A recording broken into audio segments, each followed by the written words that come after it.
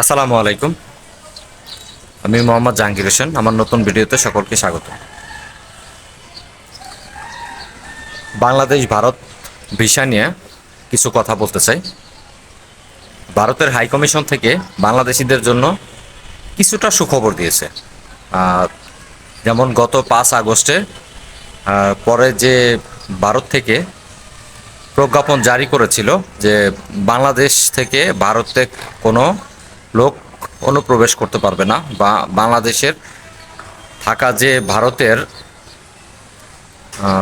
Visa centre ছিল সে visa সেন্টারটাই বন্ধ করে দিয়েছিল অনির্দিষ্টকালের জন্য। এখন আপডেট খবরটা হচ্ছে বাংলাদেশে থাকা ভারতের যে ভিসা সেন্টারটা আছে এটা সাময়িকভাবে খুলে দেওয়া হয়েছে, তবে শুধু বাংলাদেশের ভিতরে যমুনা ফিউচার পার্কে যে ভিসা সেন্টারটা আছে এই ভিসা সেন্টারটাই খুলে দেওয়া হয়েছে। আর বাংলাদেশে আর যে বাকি ভিসা সেন্টারগুলো আছে এগুলা বন্ধ করে রাখা হয়েছে। তবে আপডেট খবরটা হচ্ছে 5 আগস্টের আগে যারা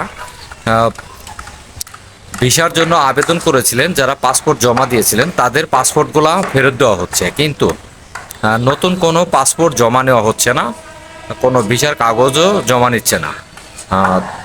তবে মেডিকেল ভিসার ব্যাপারে আমি যতদূর জেনেছি যে যাদের একেবারে খুব জরুরি চিকিৎসার প্রয়োজন তাদেরকে হয়তো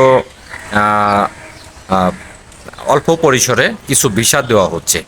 আর যারা ইতিমধ্যে ভিসা পেয়েছেন তাদেরকে ভারতে যাওয়ার অনুমতি দিয়েছে। আর যারা ট্যুরিস্ট ভিসা নিয়ে ভারতে যেতে চান তাদের জন্য এখনও কোনো সুসংবাদ আসেনি। অতএব আপাতত ভারতের ভিসা বন্ধ, ট্যুরিস্ট ভিসা একেবারেই বন্ধ।